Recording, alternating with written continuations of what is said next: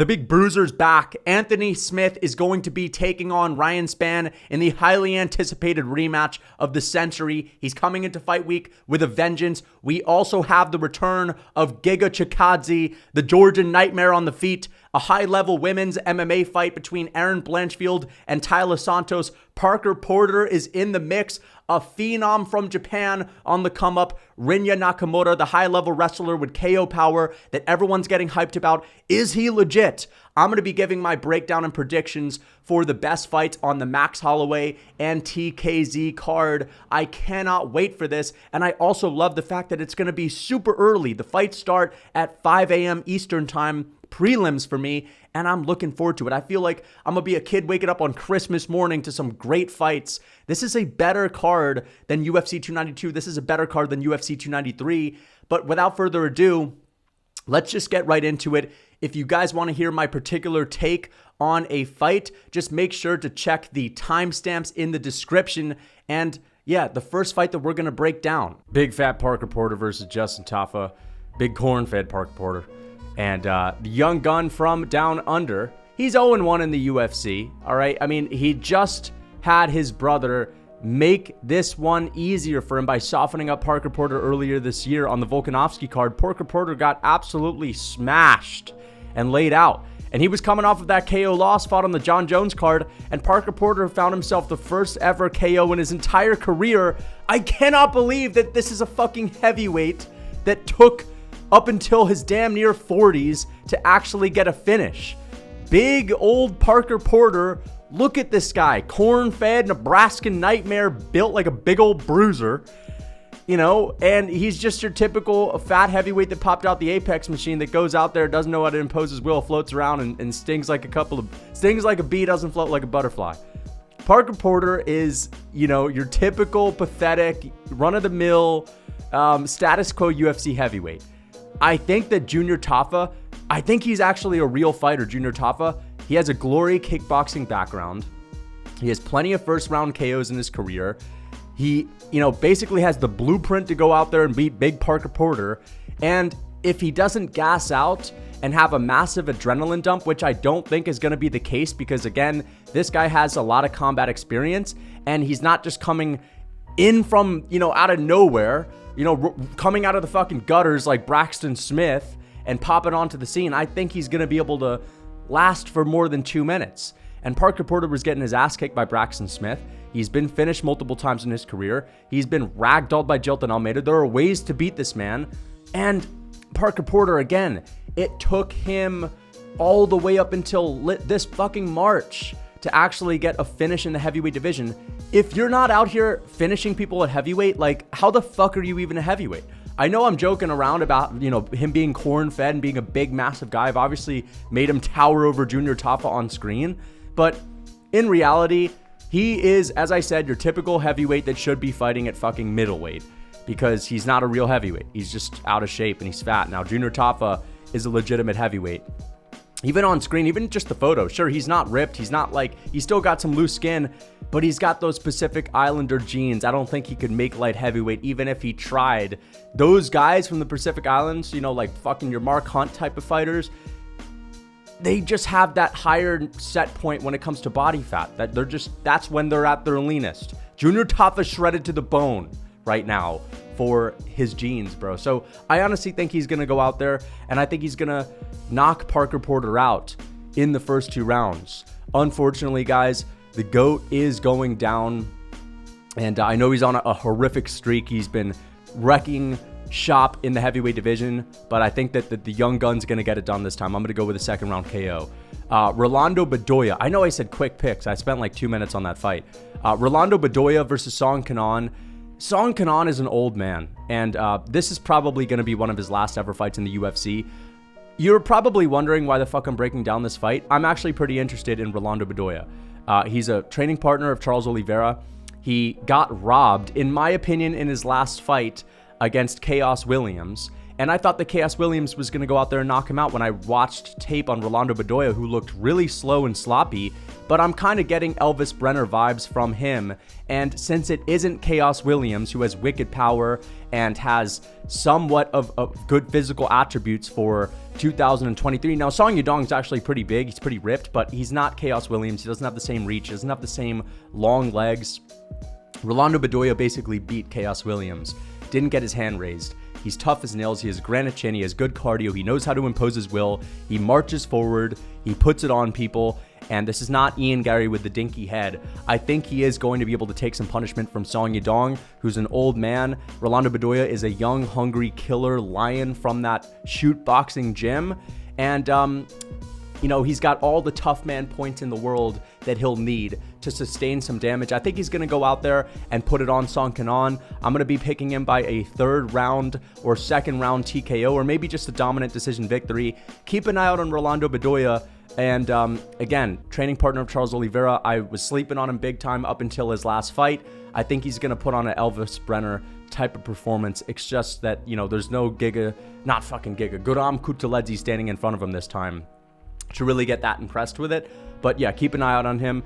I really like his style. Marches people down, granite chin, shoot boxing gym to a T. So let's get on to the next fight. Erin, Blanchfield, and Taila Santos. I know that a lot of people are thinking that this is going to be super competitive because Taila Santos went to a very close decision against Valentina Shevchenko, and a lot of people thought that she should have won that fight. Here's the thing. I think that Valentina Shevchenko is past her prime. I think that Valentina Shevchenko has been overrated for a long time, and I think that when she was reigning over the division with an iron fist, the division sucked for the most part, at least in the beginning of her reign when she knocked out like Jessica Ai, you know what I mean? Taila Santos is just a decent fighter in WMMA. If you look at her record, it's decision after decision after decision after decision after decision, and she has one little submission, and it's over Joanne Wood. Joanne Wood is like a soccer mom, no power in her hands, typical floating at 10 feet at range, shadow boxing, type of WMMA fighter that we're talking about.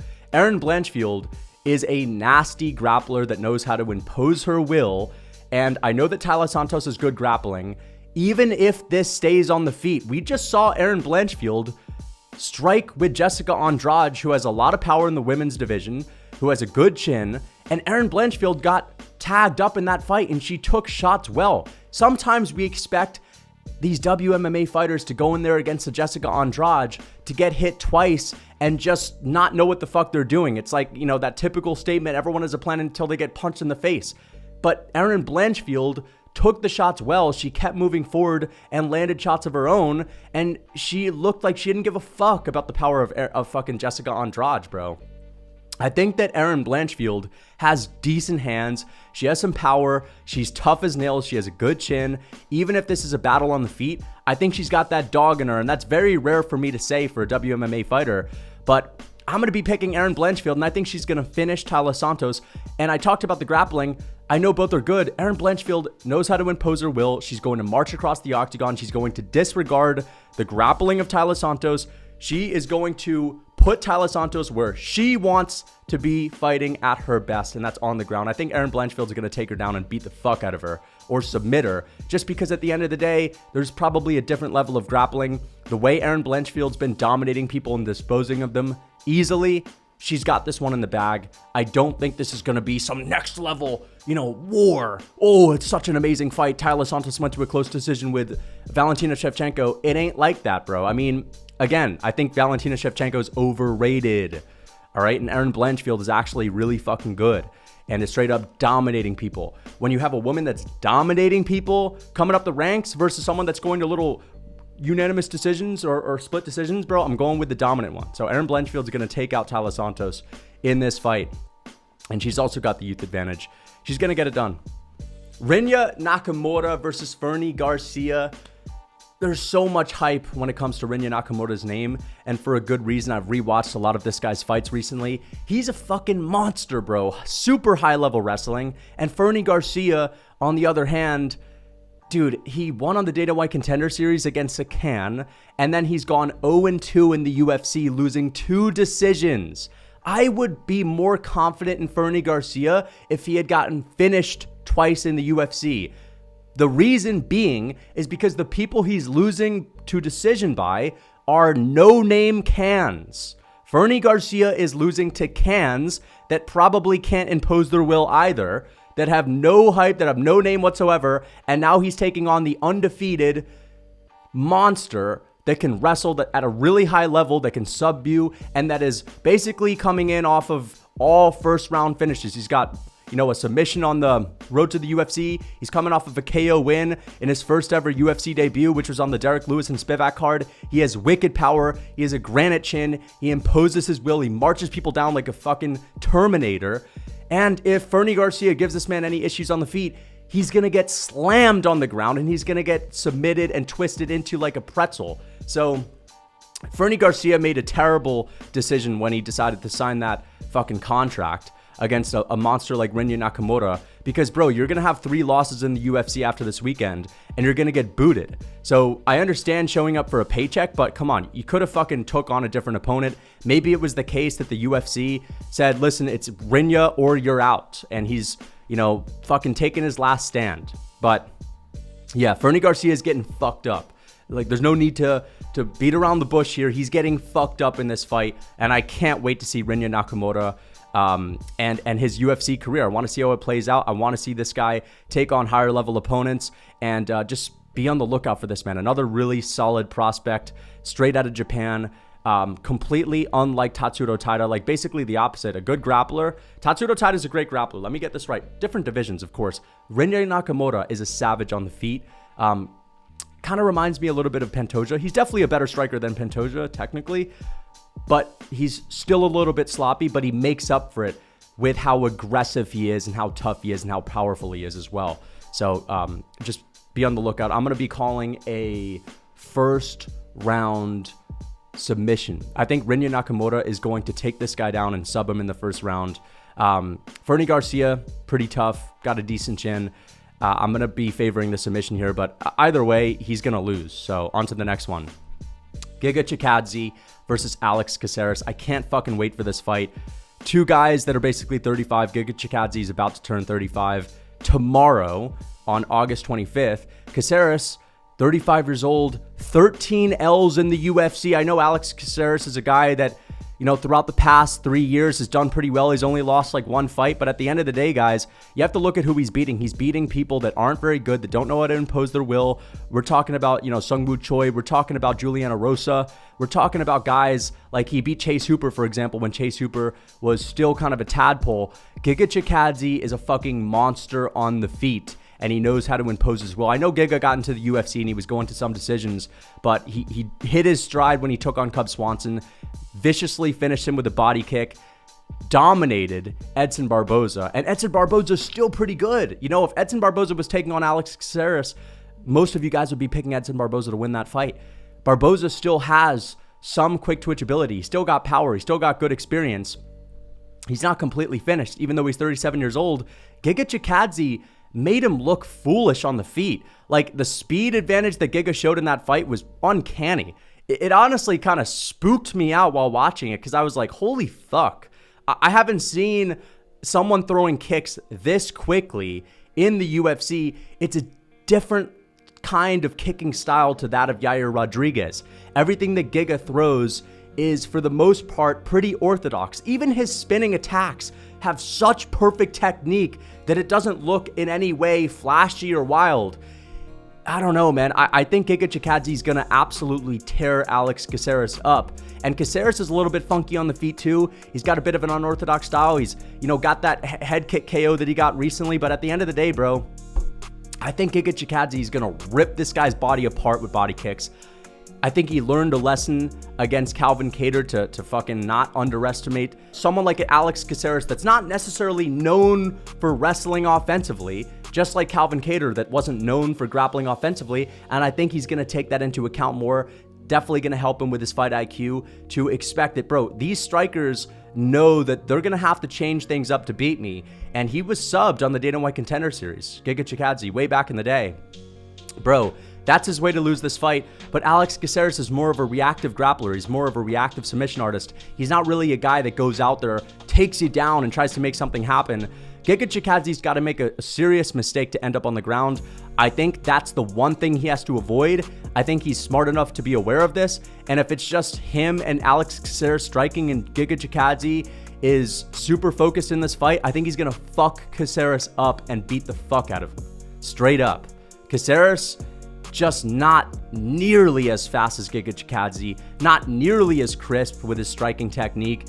And yeah, man, I think Chikadze, if he loses this fight, he's basically done because, you know, you're taking a massive step down in competition from Calvin Kattar.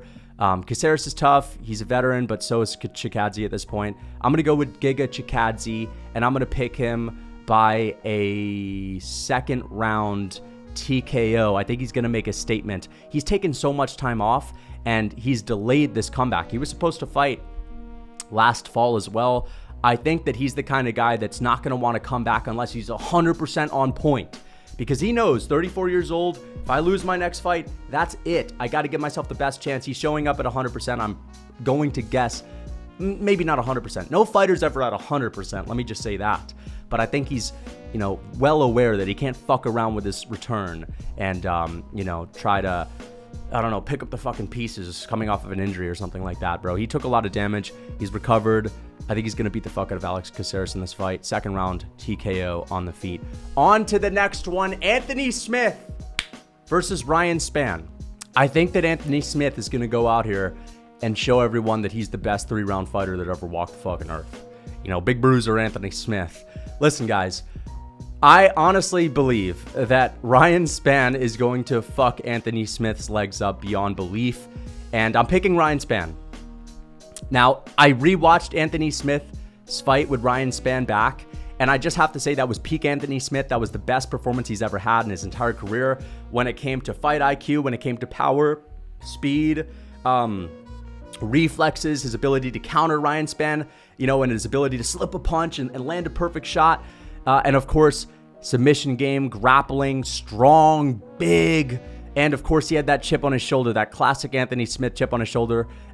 In that fight, threw a bit of a tantrum after getting the win. Of course, I don't know, he always has to psych himself out a little bit, but the blueprint is out there to beat Anthony Smith. You kick his legs. Not only do you kick his legs, but this guy has gotten a leg injury in the Magomed Ankalaev fight. Magomed Ankalaev tore his legs up. Anthony Smith, you know, had delicate legs in that fight anyway. Hurt his leg. In the next fight, got them destroyed again by Johnny Walker. He's taken a fuckload of damage. And he's basically came out and told us that even when he knows that's his weakness and he tries to check the leg kicks, he just can't seem to do anything about it. If you look at Ryan Spann, yes, he's got a bit of a chinny chin chin. Yes, he's got a very questionable fight IQ. He has massive legs, bro. And I believe that he has it within him to kick the fuck out of Anthony Smith's legs. And if you're looking at the power of Ryan Spann, if he really was working on his leg kicks in this training camp, I think we might see something similar to the Alexander Rakic fight, where Rakic kicked Anthony Smith 7 times and Smith couldn't walk after that first round. And I just think that Ryan Spann's going to go out there and do it. And the reason why I don't think Smith is going to win like last time is because he just doesn't have the same pop in his hands. And he doesn't have the same ability to deliver those punches because he's just not as fast anymore. His physique is going down the drain. The injuries have caught up to him. I think this guy's had like 50 fucking fights in his career. I know this guy back in the day was a fucking monster on the Nebraska Nightmare FC scene, bro. This guy was a beast, you know, fighting in the Nebraskan strip clubs. The big bruiser of old. You know, I just don't think we're going to see Anthony Smith go in here and land a big dirty elbow in the clinch. I don't think we're going to see that. I don't think we're going to see Anthony Smith wade through the water to destroy Ryan Spann in the 3rd round after getting his ass kicked for 2. Ryan Spann's going to kick his legs. Smith's going to be on wobbly legs early. And I think Anthony Smith is going to go out here with a I have to get this finish now approach. He's going to go out there trying to set the octagon on fire like you said he was going to do to Magomed Ankalaev, but then he ended up fighting super technical and boring like Alexander Rakic or post-Jones Thiago Santos instead. Smith is actually going to go in there and try to set the octagon on fire. and I think he's going to get countered with kicks. Ryan Spann's going to know that Smith had rocked him in the last fight. He's going to be super patient, and I think Smith is going to overextend it because he doesn't have the same speed. He's going to get countered hard, and I think Ryan Spann's going to put Smith down with a big shot at some point in this fight. And I think there's going to be a little bit of a TKO stoppage where Smith has no ability to get up to his feet. He doesn't have the strength in his legs to be able to make anything happen with submissions on the ground. And I think that Ryan Spann is just going to ultimately get like a little measly TKO. I think Smith's chin is not as good as it used to be, but I still can't see him getting KO'd. He just has one of these fucking super dense fucking heads, super dense stuff going on in there. And I think that even if he does get caught with a really big shot, he's not getting KO'd. But he will be stopped in this fight. I'll go with a second round TKO. I think Anthony Smith is going to have to hang it up after this, unfortunately. Not have to. I really want him to win. Let me just say that before we get on to the next fight. I'm rooting for Anthony Smith to win this fight, guys. I am. Father Time has caught up to him. His physique is changing. He's lost a lot of muscle. He's flabbier than ever. Former middleweight. Again, when he fought Ryan Spann the first time, that was his peak, but that was 2 years ago. He's had a lot of injuries since then. He's got his legs destroyed since then as well. I think this might be the end, unfortunately. The reason why I'm rooting for Smith is because he is, say what you want about him, say that he's delusional, this and that, he's still a staple in the game. I don't give a fuck about Ryan Spann. Ryan Spann, I don't even like the guy that much. He has the smug attitude. He's always saying shit like, oh, I wasn't even training for this fight. You know what I mean? Like, fuck that. Straight up a bullshitter. Seems like a pathological liar. Like, kind of like someone we know, right? But at the end of the day, guys, Anthony Smith is actually, you know, we all got a little bit of a soft spot for Anthony Smith. That's a fan favorite right there. That's a fan favorite. We all know this. He's been a legend of the game. He's an OG. He's right up there with the Nate Diaz and Nick Diaz's of the game. Maybe not really, but I want him to win so he can stick around. Imagine Anthony Smith gets it done over Ryan Spann, and he has this big boost of confidence, and he's calling for a title shot, and then he's in there fighting Yuri fucking Prohaska. And he's going to tell us that I'm going to be storming the gates. This is a firefight. Me and Yuri bring it every time. I want to see more Anthony Smith moments. That's why I want him to win. And if Ryan Spann wins, Ryan Spann's never going to be a champ, straight up. Like, he just doesn't have it. He doesn't have the potential. He doesn't have the skills. He might have the power and all this, but at the end of the day, he doesn't have a good fight IQ. He doesn't have the best gas tank. He doesn't have a great chin. He just doesn't have what it takes to become champ. Smith doesn't either, but at least he can give us good moments and fun times. So, yeah, I'm going to be rooting for Anthony Smith. I think he's going to get finished in this fight. Max Holloway TKZ, I'm going to say it how it is. Max Holloway is going to butcher TKZ, and I'm going to be calling a standing TKO up against the fence. The referee's going to step in. The first round is going to be like Max and Ortega round one. Not like Max and Calvin Kattar. Max just found his fucking groove immediately when he fought Calvin Kattar. Max took a few minutes to really find a home for the right hand against Ortega. I think he's going to be wary of the power of TKZ early. Not because he's worried about getting KO'd, but Max Holloway at this point in his career seems to be taking preventative measures to take less damage. He's putting his chin on that firing line a lot less. And I believe that if Max wanted to, he still has the chin to be able to go out there and slug with people right away, you know, right off the bat, to take a couple of shots to give 10. I don't think he's going to want to do that against TKZ, but it won't matter because that chin of TKZ is sitting right there. He doesn't move his head off the center line.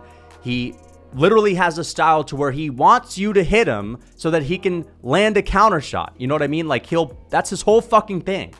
And I think Holloway's going to have such an easy time finding the right hand. And if you watched Max fight back with Arnold Allen, like, he couldn't really find a home for the right hand because every time he would throw it, he would get countered. So he was keen to just settle behind the jab and the body kicks. And I think that, you know, if he finds the right hand, everything opens up from there. So Holloway's going to find the right hand. He's then going to be already able to find the jab and the body kicks. And then he's just going to start lighting up TKZ, ripping to the body. And TKZ, old man, has had a bunch of injuries, has taken a fuckload of damage against Volkanovski, has literally a little scraper decision against Dan Ige. Like, what the fuck is he going to do to Max Holloway unless the Lucas Tracy curse is real? Max Holloway's going to beat him up. And I think the referee is going to take mercy and stop this fight. Standing TKO, end of the third round or the fourth round. It's possible that Max Holloway might be declining. That's also the case, but I don't think that's the case because, again, Arnold Allen looked fucking really, really good in his last fight. If you watch that fight back, it was actually pretty close. It was pretty damn close. Max really stole that with the body kicks and peppery jabs, but that's it. Arnold Allen was landing big shots, but Allen moves a lot, you know, and not only does he move a lot, he's got wicked speed, he's got wicked power, he's got a weird rhythm, he's in and he's out. Yeah, Holloway's going to butcher this guy. But it's possible that if Holloway is actually going to be declining now, that it'll be a little bit closer than we think, and TKZ will make it to a decision. But yeah, let me know what you guys think.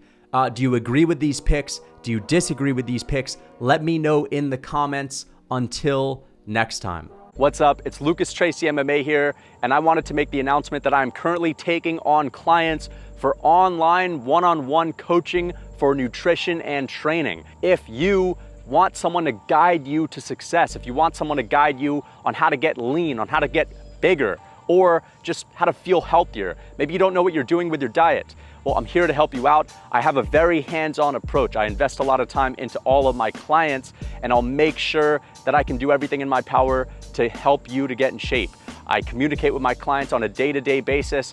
I tweak their programs when necessary, and I start off by giving you a fully customized program tailored specifically to you. If you're interested, you can click the link in my description and you can find my one-on-one coaching form. If you fill that out and you enter your email address, I will get back to you on that same day and we'll get right to work.